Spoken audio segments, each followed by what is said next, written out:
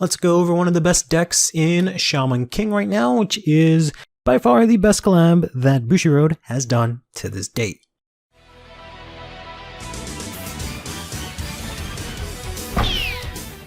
This is Fighting Together Yoh Asakura, one of the decks that you can play in the new Shaman King collab. I'll try to go over most of these, but I will probably go over them a little bit quicker than usual.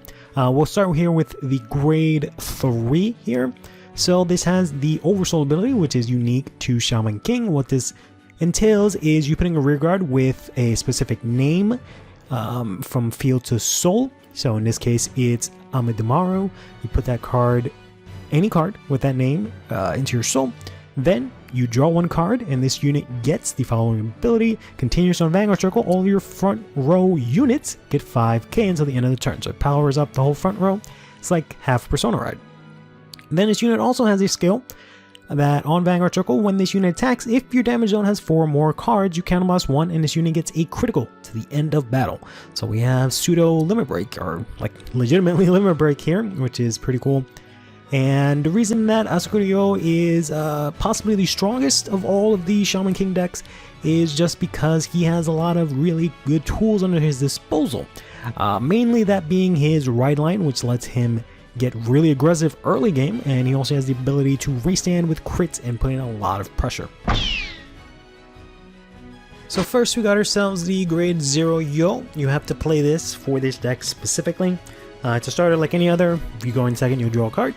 The reason you have to play that is because of the grade 1 here of the ride line, Shaman Yoh Asakura. This card says, when this unit is placed on by riding from Yoh Asakura, search your deck for up to 1 legendary samurai Amidamaru, call it to your back row rearguard circle, and shuffle your deck. In general, that's what most of the grade 1s of the Shaman King ride lines do, except for a couple exceptions. Next, you'll go into the grade 2 here, Fated Battle Yoh Asakura. It's not the lighting on this video today, but this is Fated Battle Yoh Asakura. When this is boosted by a unit with Amidamaru in its card name, you can counterblast 1, draw a card, and this unit gets 5k until the end of that battle.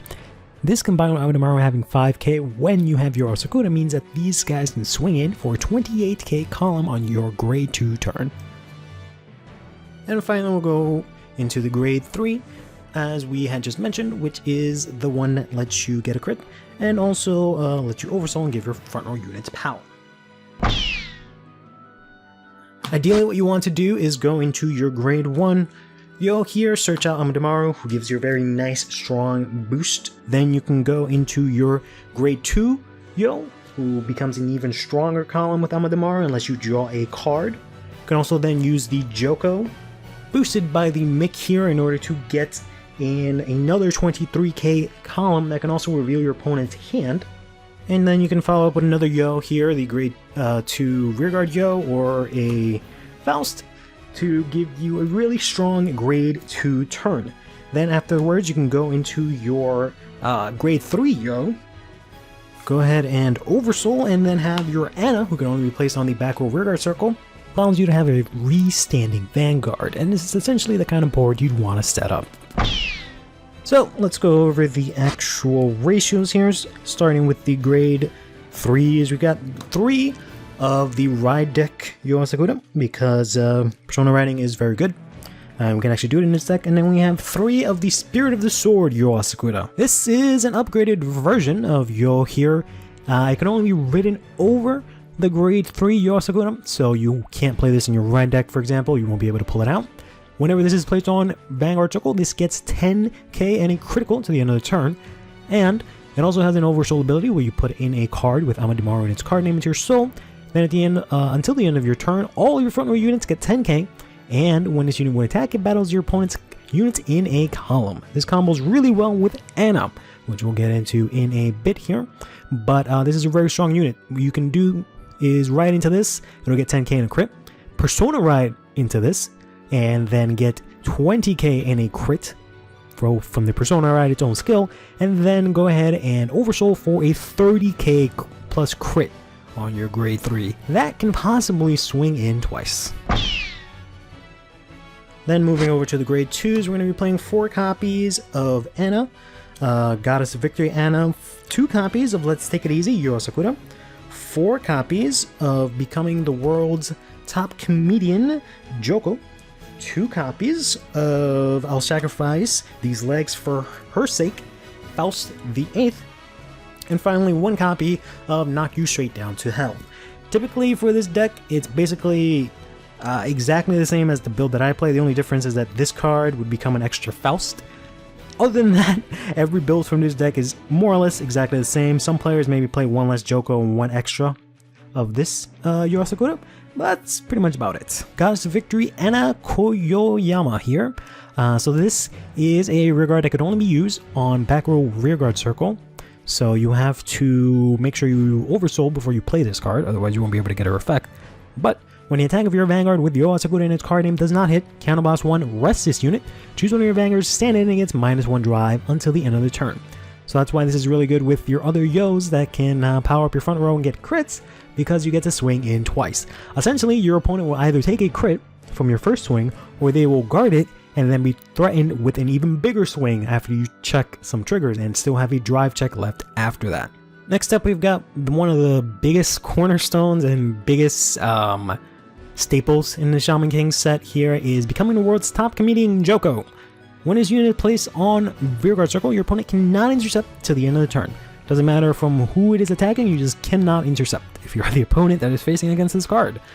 Then you can pay the cost of Soul Blast 2, search your deck for up to 1 Jaguar Mick, call it in a rearguard circle in the same column as this unit, and shuffle your deck. The Jaguar Mink will go over it in a bit, but it makes a really sick combo with this card, which again, you have a 23k column that you can enable with 1 card. You can call it out from your deck, gives you a little bit of deck thinning, but just gives you a really strong column, and then it can also reveal cards in your opponent's hand.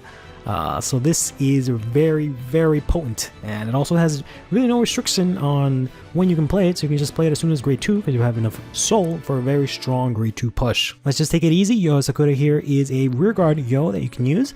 Once you can attack it, this unit gets 2k until the end of the battle for each card in your damage zone. So if you have 1 card, this becomes 12k. If you have 4 cards, this actually becomes 18k, and if you have 5 cards, this actually becomes a 20k beater. Then when this unit is attacked, you can Soul Blast 1 until the end of the battle. If this unit is hit, it does not retire, so it can protect itself and stick around. The last grade 2 unit we have here is I'll sacrifice these legs for her sake, Faust the 8th here. So when this unit is placed on rearguard circle from a hand, if you have a Vanguard with Yoh Asakura or Wooden Stone Ryu in its card name, you counterblast 1, choose a Shaman with grade equal or less than to your Vanguard from your drop, and call it to rearguard circle. This card's very good just for filling out your board. You can very easily play it, get 2 bodies. You can play, for example, the Joko. Joko can then activate a skill called Make 1 card, gives you 2. Amazing. I only play 2 of these because I tend to run out of counterblast and I haven't been able to use this too often, and also he's like when I look at him, he was like $5. Now he's a little bit cheaper, so I'll probably pick up 1 copy. But instead I have the 1 copy of Knock You Straight Down to Hell is a Blitz Order that I'm playing, which is my one, I guess, tech option, which is probably going to get me yelled at for not playing the same exact deck as everyone else. But you can play this with, you have a unit with Anna Koyama in its card name. Choose 2 of your opponent's units, and their original attack becomes 0 to the end of the turn. So you can select a Vanguard with this. You can very easily wipe out most of your opponent's turn when you play this.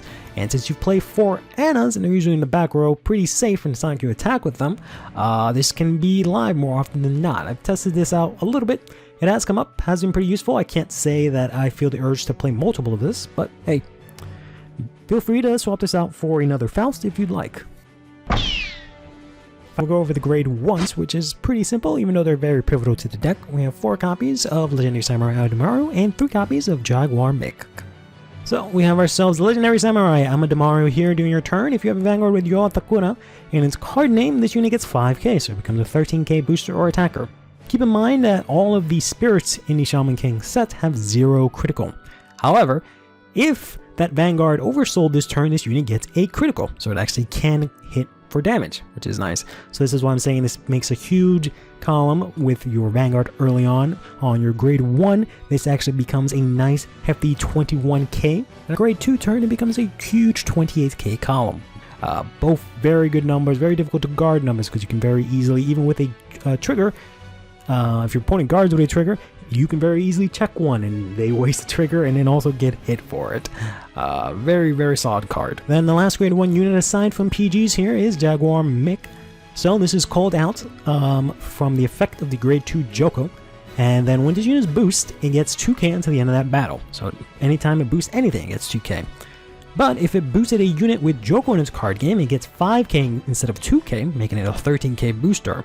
And your opponent chooses 3 cards from their hand and reveals it. So your opponent has to show you 3 cards, which gives you a lot of intel. Between that and you knowing your opponent's drive checks, you get a lot of intel on your opponent, very easily making you able to make easy decisions on what to proceed with. So this is a very, very good card. I'm surprised this hasn't skyrocketed in price, because this and Joko can basically be played in every deck, give you a 23k column that, you know, a 1 card that can give you a 2-card combo, or a 2-card column, and can also give you intel. What more could you ask for? We have here 4 copies of the Yoh Perfect Guard. Whenever you play this in Guardian Circle, you can discard a card and whatever is being targeted will not be hit. And if you have 2 or more cards in your hand, or less I should say, if you have less than 2 cards in your hand, you don't have to discard.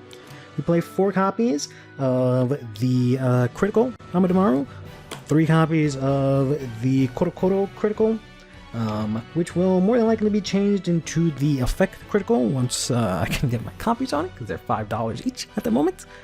Then we got ourselves 3 copies of the Draw Amadamaru. Finally, 4 copies of the Heal Amadamaru, and then finally the Overtrigger here. The triggers, you have to specifically use the ones with Amadamaru in its card name, because as mentioned, for the Oversoul, you just need a unit with Amadamaru, or card name I should say, with Amadamaru in its card name, so you can very easily play your triggers Oversoul with them. So it gives you crazy consistency, since you have about 16 or so cards that you can use in order to Oversoul with. That's almost more than half your deck. The critical trigger is just for, you know, the aggression.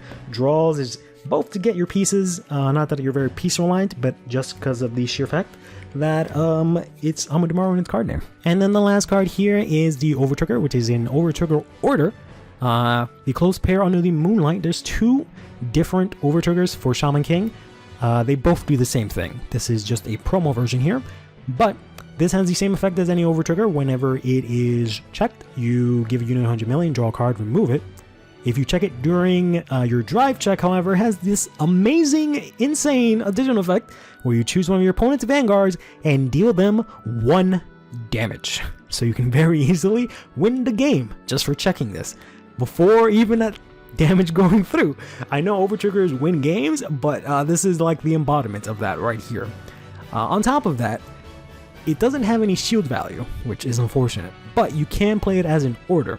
And if your Vanguard oversold this turn and you play this card, you can retire all of your opponent's rear guards. Does not target, gets through end picks, any sort of resist. An amazing Overtrigger order. You're more than welcome to, I guess, play the Cray Elemental Obaria, which might be fine, since typically you might swing in with your Yoh first to try and proc the restand, move triggers around. So then if you check the Overtrigger, you can give 2 units 100 million. But 1 free damage sounds pretty good to me.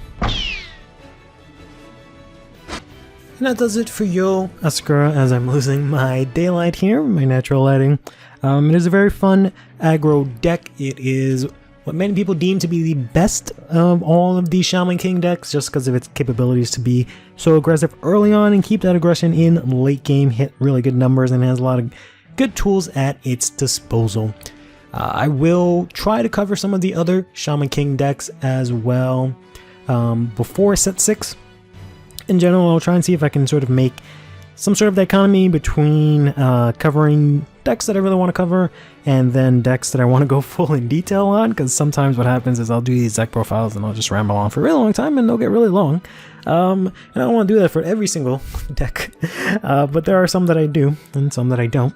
But in any case, take care of yourself, play Vanguard, and have yourself a damn good one.